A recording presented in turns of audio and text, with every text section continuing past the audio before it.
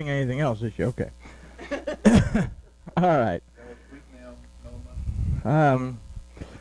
There were a couple of questions asked over the last couple of months or so, and one of them dealt with a particular verse out of Hebrews chapter 1, this verse 8, that says, "But to the Son your throne, O Elohim, is forever and ever. A scepter of righteousness or straightness is the scepter of your reign." And this was by Marguerite, and she followed it up with a question. I forget the question, so I'll just look at it right quick. She's asking, my question was more along the lines of the Father referring to the Son as the supreme ruler. So, okay. So, when we read Hebrews, when we read the book of Hebrews, we tend to look at a lot of this when it's talking about the Son as it talking about Yahusha. Okay? Because that's how we've been conditioned to read Hebrews. And I'm getting ahead of myself in the notes here, but Hebrews, in our English versions, I'll just say it is a very corrupted text. When we go back and start pulling things out of the original language that it was in, pull it out of Hebrew or Aramaic, we start to make repairs without saying something that we don't expect. That being said, the disclaimer is that this is probably a point of view that you've never heard before, probably you've never considered, but it is a very important point that we're going to make in this if we are going to understand, well, when we look at Ezekiel over the next couple of Tuesdays, especially when we discuss who the prince is, our understanding of who the Son in Hebrews is going to be very important for us to understand that. So anyway, let's talk to our Elohim and we'll take a look at this lesson. Father, thank you for this opportunity to study your word, to learn more about our place within you. We ask that you will open our eyes, open our ears, and open our hearts so we can see, hear, and understand what your word tells us. We thank you. In the name of Yahusha, amen. All right, so it's called Considering Hebrews. And this is just the first chapter. We spend forever going through Hebrews. But the book of Hebrews contains a lot of information that's quickly misinterpreted without a good understanding of the Torah and the prophets. And this becomes critical because this is a message being given to the Hebrews, not just to the house of Judah, but it's also being given to the house of Israel. This is being given to the descendants of Abraham. Okay? This book also helps to unlock many of the complexities that are going to be found in the last several chapters of the book of Ezekiel. Another issue with Hebrews lies in its translation, which has been tampered with throughout the ages. We have to consider that through and through, the letter to the Hebrews has been corrupted in translation so it can fit certain dogma. And this goes back to an idea that the Torah has to support any scriptures that are made to, what am I trying to say? Scriptures that are made to comment on the Torah have to be supported by the Torah. Okay? But when we start taking scriptures and forcing them to fit a particular doctrine, then we begin to lose consistency or continuity from the Torah through the prophets into the Bezorah or the history of Yahusha. So we have to keep this continuity because the continuity is going to be dependent on what happens in the world to come as well. So in this study, we're going to consider the person of the Son and the authority of Yahuwah. Now, the position of Yahusha is not in the scope of this study. In further chapters, he's clearly identified in the book of Hebrews as the Kohen Hagadol in the order of Melchizedek. And this is also a very important thing for us to understand considering the book of Ezekiel and the priests of Zadok. So Yahusha is the Kohen Hagadol in the order of Melchizedek, and now you have the Kohanim that are of Zadok, or the sons of Zadok, that are also part of this. Melchizedek means king of righteousness. Zadok comes from the root Zadek, that means righteous ones. So there is a correlation in that as well that we'll have to consider later down the road. The concepts that we're going to consider are not what's commonly taught considering this book, and may as such be difficult to digest. So we're going to tear apart basically Hebrews 1 through 4, and we're going to look at a little more accurate picture of what this is actually saying, but it's going to be totally different than what our Greek translation and our corresponding doctrine that we've accepted regarding this book says. So without further ado, let's take a look at this. We'll go through 1 through 4, and then we'll just read through 5 through the balance of it, and see where a lot of that came from as far as the scriptures. But verse 1 says, "The Elohim, having of old time spoken to the fathers in the prophets by various portions and in various manners." Okay, so throughout the Tanakh, we find that Yahuwah has communicated with the Adam via various sources and culminated his communication in a single document that we refer to as the Torah, which the Nabaim, the human messengers that we call the prophets, used as a guidebook to minister to not only the houses of Judah and Israel, but they also ministered to the nations of the world, okay? So when we look at the prophets, they weren't just ministering to Judah or Israel, but in the case of Jonah, he was actually ministering to Assyria.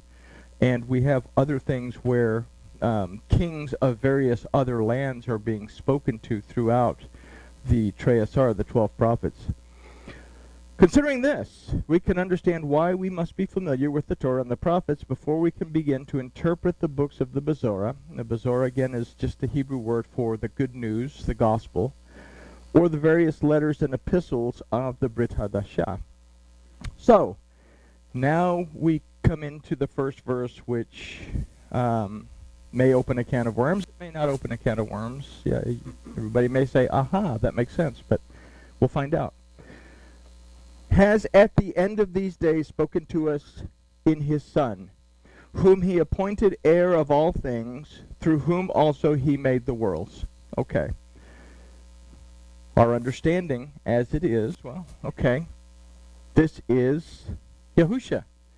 We would imagine, okay, spoken to us through his Son. Well, Yahusha was here and he spoke, and here's where it starts to get difficult. Appointed heir to all things, through whom he made the worlds. Okay, I can understand through whom he made the worlds. So the Word, through the Word he made all things, and Yahusha was the Word that came in the flesh. So this verse from the English content immediately lures the reader to assume that it is Yahusha who is the Son, as we consider that it was through Yahusha that the word of Yahuwah was spoken to us. The doctrine of the church fathers made Yahusha out to be the one whom Yahuwah made king, and as such the heir of all things. However, it is in the Torah that we read that it was the seed of Abraham that would receive the inheritance. Nowhere in the Torah or in the prophets is it suggested that any other person or persons would receive the inheritance. In fact, when Abraham mentioned Eliezer, Yahuwah told him that it would be from his own son. And when Abraham asked that it be Ishmael, Yahuwah told him that Sarah would bring forth the son who would receive the inheritance. So even though Abraham argued, make it Eliezer, Elohim said, no, it'll come from you. Okay, well, Ishmael came from me. You know, they came up with this concocted thing that Hagar would have a son. Make it Ishmael. No, it'll come from Sarah. It's going to be a descendant of yours and Sarah. And that it comes from Sarah is going to be a very important concept that follows through all the way. Okay? So this leads us in the direction of considering that it is Israel who is to be appointed the heir of all things, not Yahusha. Okay? So we're going to consider this a little bit more later on in the study. We, however, have also been told that it was through the Son, Yahusha, that all things were made. Okay. We read in the first chapter of John that the Word became flesh as the only begotten of the Father, full of the grace and the truth of the Father, and that through the Word all things were made. And when we look at Bereshis, when we look at that first verse, we can see, okay, well, it's in the word created, the Son of Elohim, the authority of the house of Elohim, brought everything forth. But we got to turn the page. So, in a minute, my brain and my tongue will kick into gear. So the Word became flesh and built his tabernacle among us as the only begotten of the Father, full of the favor and the truth of Yahuwah. This, however, is not what the last phrase of this verse actually says. The word used for worlds, in this case, is ha'olam, or ha'olamot. Okay, so it's a plural. That can mean worlds, but more specifically, from the root olam, means the ability to continue or something that is eternal or everlasting. Okay? So, from the word used for made is asa, that can mean to make, but also means to accomplish as well as to put into effect. So it was through this Son that eternity would be accomplished or put into action.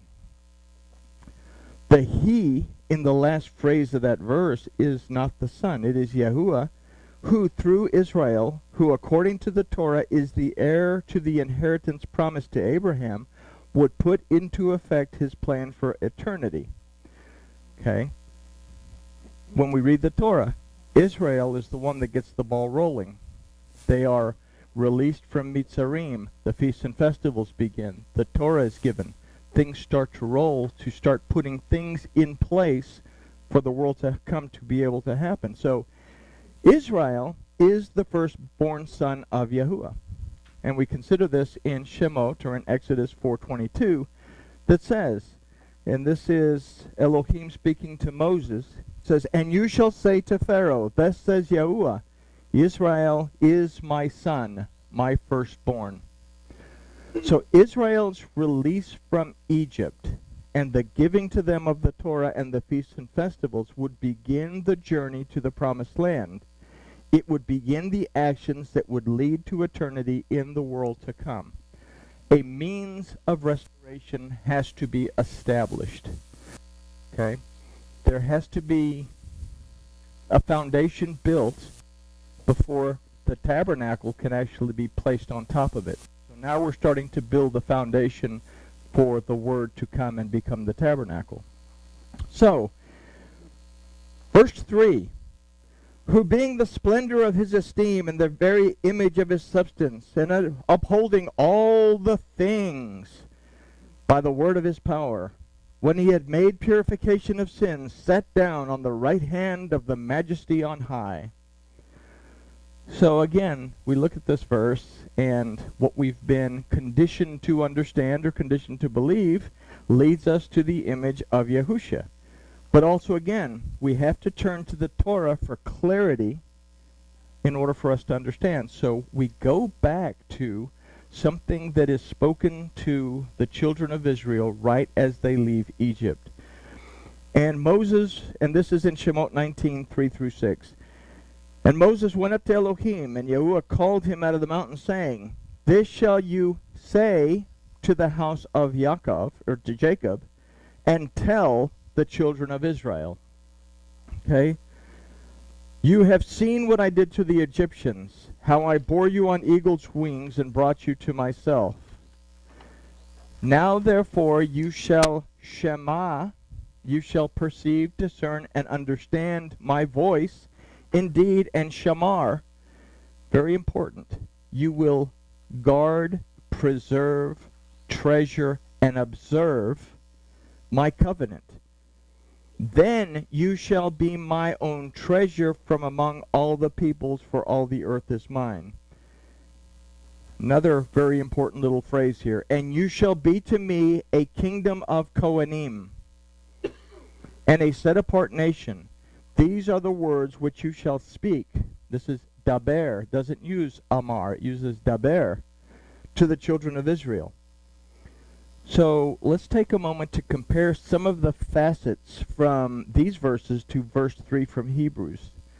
Let's first consider the word for treasure, which in this particular case is segula in Shemot 19:5. This word means a valued property, something that is good, special, and something that is held tightly. And it also means something that is tucked away. Okay, I didn't put that in there. So, for example, when we save in a 401k or an IRA, the money that we put into it has the unlimited potential to either grow or to be lost according to the whims of the market. Okay, this is what this idea of treasure is. Something that I tuck away that can either grow or it can not grow. Okay? That Israel is Elohim's treasure is an illustration that they are something that he holds on to that has an unlimited potential to grow or to decline. So now let's consider the word for splendor in Hebrews verse 3, which is, and I don't know why it puts the little zero or dot thing there, but ignore that. It's the word Zohar. This word means radiance and splendor, but it refers to a radiance or splendor that has an unlimited potential to become bright or to become dim. So the concepts of something that has an unlimited potential are found both in Shemot and in this word Zohar. Okay? So, let me see, where were we? The word for esteem is kavod, that aside from esteem or honor also means abundance. So we can consider this verse to say, being the unlimited potential of my abundance. So now it's not so much looking at this idea of Yahusha. What has the unlimited potential of the abundance of Yahuwah Elohim? The children of Israel had and have the unlimited potential to receive Yahuwah Elohim's abundance, or I can hear music. Oh, I'm sorry. Or to lose it. So let's consider the phrase, the very image of his substance. Because Yahusha was Elohim in the flesh, and he, the very image of Elohim. Okay? So let's take a look at this. The word for image is zelem, that means to resemble, but it also means to be a shadow of, and can refer to an empty vessel. The word used for his substance is atsemutu. Kind of sounds Swahili. Atsemutu, that does not mean substance or person as other translations may have it. This word means his intensity. Comes from the root az, that means strength or something that is made strong. So what's actually being said here is, you are a shadow of my strength, or you are the vessel that contains my strength. If we consider the one being described is Israel as opposed to Yahusha, we can also consider that Israel contained not only the unlimited potential of Yahuwah's power, but that they were a shadow of it, or a vessel that contained it within them. So we hear several times that what we're looking at is a shadow of things to come. So we're starting to get an idea here. We can also consider that the Hebrews are being told that they have the unlimited potential to carry the strength of Yahuwah their Elohim within them to the nations. And this will be a very important concept. The children of Israel, the Hebrews, have the unlimited potential to carry the strength of Yahuwah their Elohim within them to the nations. And this will come to life when we look at this person called the prince in Ezekiel. They would therefore, according to Shemot 19:5, be a nation of Kohanim, A people made up of teachers and ministers to bring the word of Yahuwah to the world. This was spoken before the first tablets were given. I will make you a nation of Kohanim. That means you are all going to be ministers and teachers to the nations. Not what we find later is that the Kohanim come from the descendants of Aaron, who are very specific, and they are the ones that offer up or do the service to Elohim within the most set apart place. When we get to Ezekiel, we'll find that the Kohanim are no longer doing this service to Elohim in the set apart place. They are the ones that are actually helping the Levites to offer the sacrifices so that the prince can deliver them to the people. Whereas the sons of Zadok or the priests of Zadok are the ones that are doing the service directly within the most set apart place. So let's consider the phrase, and upholding all things by the word of his power. So the word used for and upholding is venosah, that from the root nasa means not only to lift up, but also to carry, to sustain, to support, and to exalt. So now we have an idea why NASA calls itself NASA, because it lifts something up. I don't know, I just thought that was kind of neat. But anyway, probably not. There is no word for things or the things in the Hebrew of this verse. Okay? It simply says, it simply talks about the word. The next word is kol, meaning all, whole, and complete. This word is followed by the word bidabar, that means in the word. The root dabar can also mean decree, proclamation, declaration, promise, and commandment. So not only would the Hebrews have the unlimited potential of Yahuwah to minister to the nations, they would do so by residing within the fullness of the word of Yahuwah to carry and exalt his decree, proclamation, declaration, promise, and commandment. So something about the Hebrews, something about the children of Israel is going to be restored, or has to be restored, in order to affect the people of the land. When we read in Ezekiel, we have the children of Israel, but we also have the people of the land in there. And this becomes an important concept. So as a nation of Kohanim, they would have brought a pure state of being to the world, making it complete. And as Kohanim, they were to be the right hand of the kingdom of Yahuwah. Okay? The priesthood is the right hand of the Father. This letter to the Hebrews is telling them that they still have this responsibility and that they must not deny it. They carry the promise of the inheritance of the kingdom, and they must carry it to the nations. Nothing from the Torah has changed. Israel was created to be a light to the nations. They were created to be a peculiar people set apart to Elohim to go forward, teach, and minister to the nations, to restore the Adam back to Yahuwah Elohim. That didn't happen, and again, it didn't happen. So now we have a look at Hebrews in a way that we've been accustomed to, but we're actually reading that, hey, you have a responsibility as the children of Israel to become the Kohanim and go forth to the people and minister to the people. This will be a very important thing, but you don't have to believe me yet. We'll keep going. Okay, so they carry the inheritance of the kingdom, and they must carry it to the nations. Nothing from the Torah has changed. The transformed children of Jacob are a better way to reach humankind than the messengers of Yahuwah. Okay? What the messengers of Yahuwah would show up and they'd talk to one particular person or another particular person, but would never actually affect an entire group of people.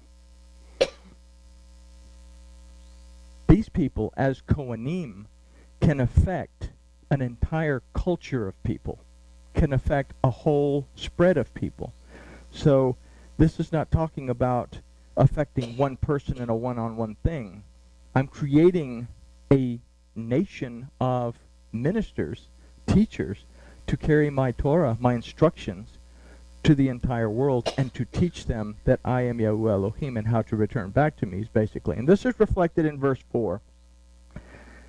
Having become by so much better than the messengers, the Malachim, angels in our modern vernacular, he has inherited a more excellent name than they. And of course, again, we think of Yahusha. Surely carrying the name of Yahuwah is better than carrying the name of the messengers of Yahuwah, which they all end in, Mikael, being in the likeness of Elohim, or Raphael, Elohim heals, or, they all end in El. But let's consider the struggle between Jacob and the messenger of Elohim in Bereshit 32, 28, and 29. So this is the messenger that's asking the question, what is your name? And he said, Jacob. And he said, your name shall be called no more Jacob, but Israel, for as a prince you have striven with Elohim and with men and have prevailed. So the word for as a prince is kisarita, that literally means truly as a prince. The root of this is sar, meaning prince. This is also the root word of the name, and this is how we would actually pronounce it if we went by all the vowels, Yisar-ael, that may represent that Elohim prevails or to wrestle against Elohim, but this name that he's been given means the Prince of Elohim. The inheritance would come from the womb of Sarah, a name that carries the root Sar, meaning prince. The word for name in verse 4 of Hebrews is Shemecha, that from the root Shem also means a title and a reputation. So the Hebrews would be known by the title the Prince of Elohim and would carry his reputation by upholding his word, his Torah, and teaching it to the nations by being the ones who would minister on behalf of the nations before Yahuwah Elohim, the ruler and king of the world. So if we can digest what we've just considered, understanding the balance of Hebrews chapter 1 kind of becomes clear. It may take a few times to read through it before you either wad it up and throw it in the trash and say that's hogwash, or say, oops, and then apply this, go to Ezekiel chapter 44 and apply what you've just considered through Ezekiel chapter 44 through 46 or 47 and see how this fits in. The idea that they are to be a nation of Kohanim, if they are called the Prince of Elohim, then something is going on in Ezekiel. So Hebrews continues on. It says, for which of the messengers said he at any time, you are my son, this day I have begotten you? This is Psalms 2:7. And again, I will be to him a father, and he shall be to me a son. 2 Samuel 7:14. Both of these are speaking about Israel. And when he again brings in the firstborn into the world, he says, and let all the messengers of Elohim recognize him. Okay, who is the firstborn? I'm bringing Israel into the world. Let the messengers of Elohim recognize that these people are to go forward. And this is Psalms 97:7. And of the messengers, he says, who makes his messengers spirits and his ministers a flame of fire? Psalm 104:4. But to the Son he says, your throne, O Elohim, is forever and ever, and the scepter of uprightness is the scepter of your kingdom. To the Son, he's pointing out that the throne of Elohim is forever and ever, and the scepter of uprightness. He's not saying, Son, you're Elohim, you've got a throne. He's telling the Son, the throne of Elohim. Okay? You have loved righteousness and hated iniquity. Therefore Elohim, your Elohim, has anointed you with the oil of gladness above your fellows. You will be a peculiar people, a set-apart treasure to me. Psalms 45, 6 through 7 on that. And you, Master, in the beginning did lay the foundation of the earth, and the heavens are the works of your hands.